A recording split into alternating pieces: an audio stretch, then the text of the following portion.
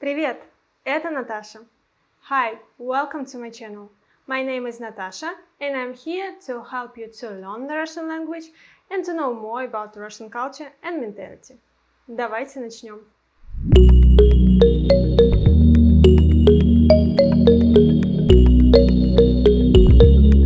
In this video, we are going to figure out how many names Russians have, why there are so many variations of one name, and which form to use according to the situation. Russians have 3 names. First name – имя, patronymic – отчество, surname – familia. In Russian, most first names have a long version and a short one.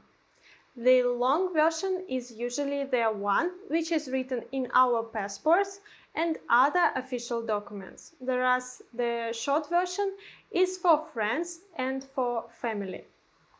Look at the following examples. Anna, Аня, Alexander, Sasha, Екатерина, Катя.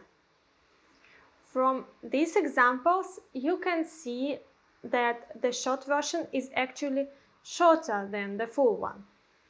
But there are pairs of names where the two versions have almost the same number of letters, and it's really difficult to guess which variant is long and which is short. For example, Иван, Ваня, Петр, Петя.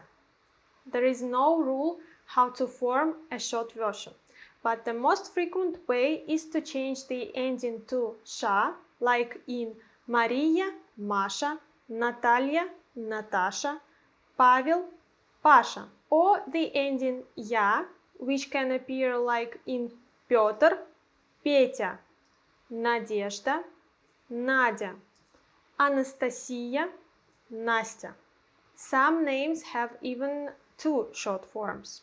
For example, Alexander can be Sasha or Shura. Dmitry can be Dima or Mitya. Some names don't have their short forms. For example, Nina, Nikita, Yana. Отчество or patronymic is derived from the father's first name. For men, we add the ending ovich, yevich. For women, we add the ending ovna, yevna. For example, if someone who is called Ivan has a son, Victor, and a daughter, Maria, Victor will have a patronymic Ivanovich, Victor Ivanovich. Maria will have a patronymic Ivanovna, Maria Ivanovna. When the situation is official, people can call each other by their full name and usually with a patronymic. Friends, classmates, and family members usually call each other by short names. Pay attention. You can say either a full name alone or full name plus patronymic, or you can say a short name alone. The combination of short name and patronymic doesn't exist. On the following scale from informal communication to formal one, I will rearrange all these variants in the following way. For informal situations, for people who are close to you, use a short version of a name. If the situation is formal, use a full name plus patronymic. If you can characterize the situation as being somewhere in between informal and formal, use a long name. The Russian surname or familia also has different ending for men and women. Men's last names, in most cases, end in ov, Ev, in. For example, Morozov, Lebedev, Nikitin. While women's last names end in Ova, Eva, Ina. Examples for women's last names are Morozova, Lebedeva, Nikitina. Most Russian women take their husband's surname after getting married. That is why, as a rule, a husband and a wife have the same surname. If a woman, let's call her Svetlana Nikitina, is getting married to Pyotr Lebedev, she will become Svetlana Lebedeva. The surname changes its form from the masculine version to the feminine. Another important fact to know about Russian names is that every name has its diminutive form. Diminutive forms are emotionally colored forms of names. We use them for people who are close to us in order to show our sympathy or warm feelings towards them.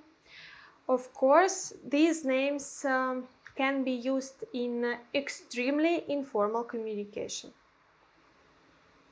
We can use various suffixes to form these diminutive forms, and there is no rule to explain which one to use with which name.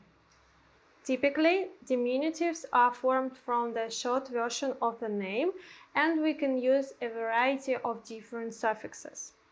For example, Anya can be Anichka, Annushka, Anyuta, or even Nyuta, Nyutik.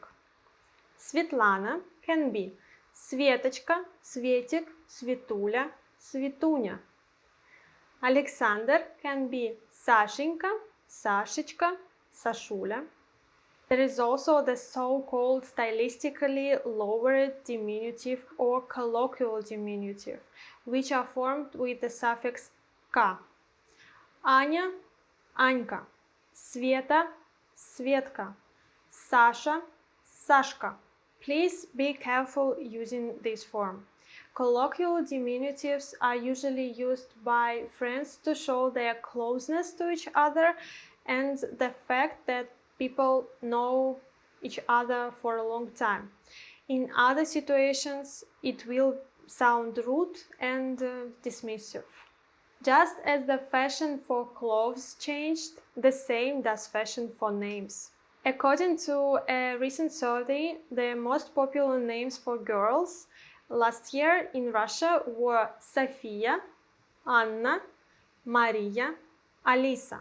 As for boys, popular names chosen were Alexander, Mikhail, Mark, Artyom.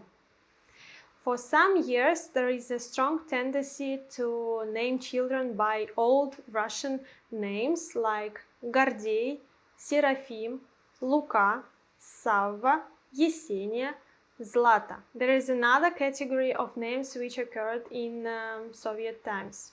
For example, Vidlen stands for Великие идеи Ленина, the great ideas of Lenin. Marlen stands for Marx Lenin. Oktyabrina is a woman's name after the month October in which the revolution took place. Damir. This is an abbreviation of Да здравствует мир, long live peace. Vladlen for men or Vladlena for women stands for Vladimir Lenin.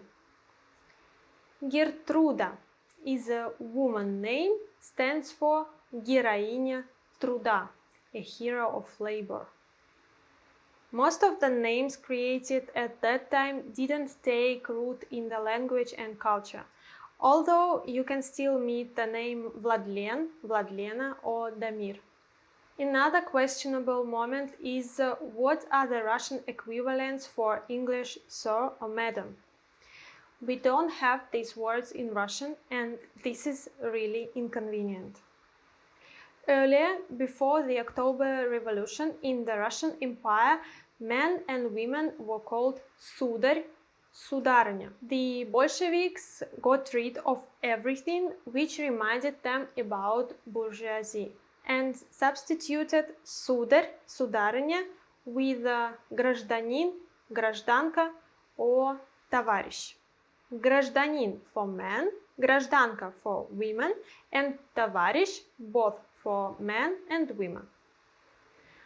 Over the years, the word гражданин, гражданка, got strongly associated with the court and police officers, while товарищ is associated with the communism. The only way to call a person now is господин, госпожа, but these variants sound highly formal and really strange in everyday speech. Today, when people are referring to a man, they use молодой человек or мужчина, дедушка, depending on the person's age, and for a woman, девушка, женщина, бабушка, depending on the age as well. Many people find it vulgar, and actually sometimes it's very hard to choose a word not to offend a person, especially a woman. You need to evaluate the person's age according to the way he or she looks. So, the neutral form to get attention from a person is to say «извините» or «извините, пожалуйста». In this video, we took a close look at the Russian names, their variations, and even appealed to some historical facts and some statistics. I hope that now you won't be confused about the number of different forms of one name and will use them without any problems. Let me know in the comments whether you have diminutive forms of names in your native language, and if not, how do you express warm feelings towards a person? What words do you use? Thank you for watching this video till the end. If you liked it, please support me with your likes, and if you want to see more lessons from me, don't forget to subscribe to my channel. See you next time. Увидимся. Пока-пока.